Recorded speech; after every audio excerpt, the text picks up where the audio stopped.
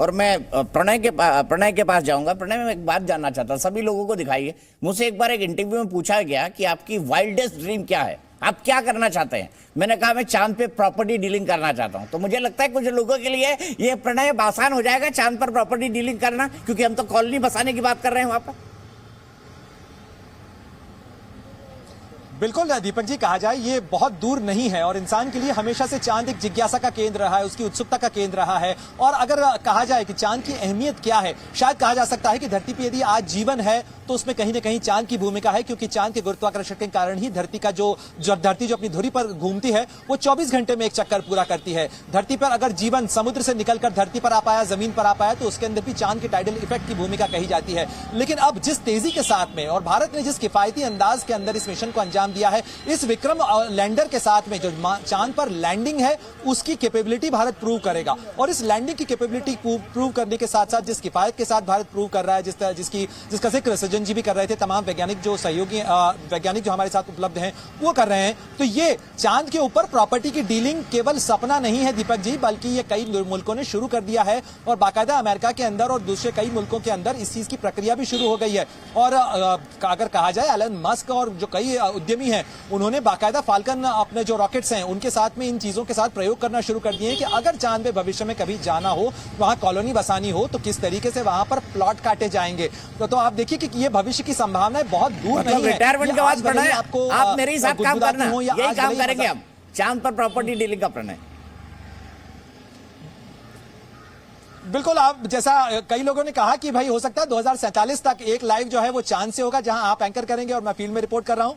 नहीं, 2047 तक भाई एंकरिंग नहीं करनी है। नहीं प्रणय, इतना लंबा नहीं जाना। लेकिन मैं यहाँ पर वापस सृजन पाल जी के पास आना चाहूंगा। सृजन जी, मुझे बताइए एक बात कि ये जो पूरी की पूरी इसका जो इकोनॉमिक पहलू है, इसका जो आर्थिक पक्ष है, क्योंकि पैसा है तो सब कुछ है।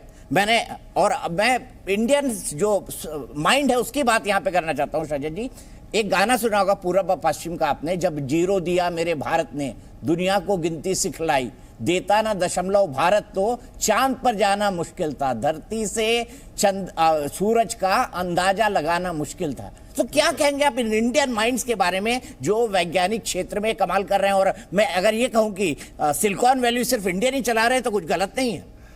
बिल्कुल दीपक जी, आप इतिहास में अगर जाइए तो भारत ने तक्षशिला और नालंदा जैसी यूनिवर्सिटीज तब बनाई जब शायद वेस्टर्न सिविलाइजेशन में शिक्षा क्या होती है यही नहीं समझ पा रहे थे।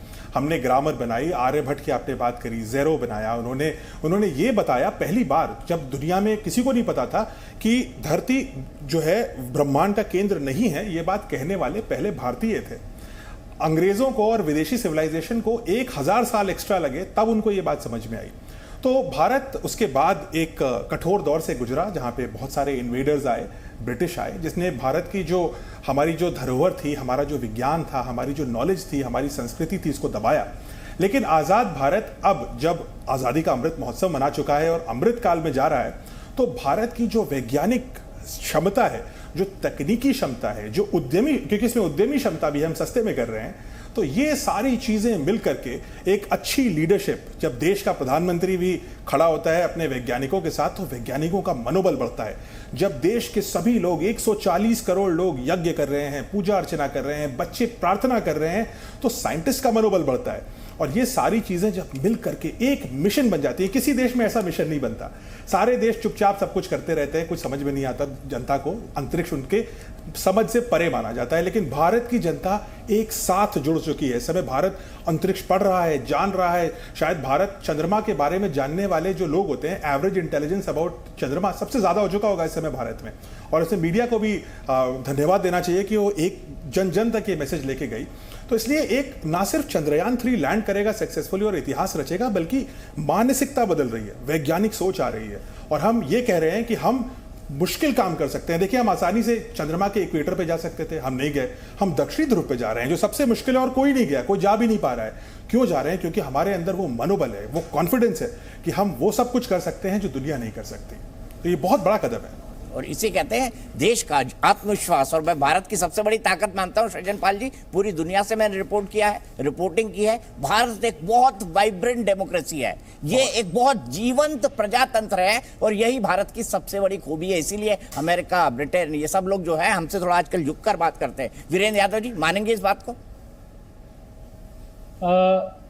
देखिए, इसमें अगर आप नासा ने क्या अचीव किया है या इसरो ने क्या अचीव किया है, हमें मेरे ख्याल से या किसी और स्पेस एजेंसी ने क्या अचीव किया, हमें उसकी तुलना करने की जरूरत नहीं है। मैं तुलना कर ही नहीं रहा हमारा जी, हम तो सबसे अलग और सबसे जुदा हैं जी।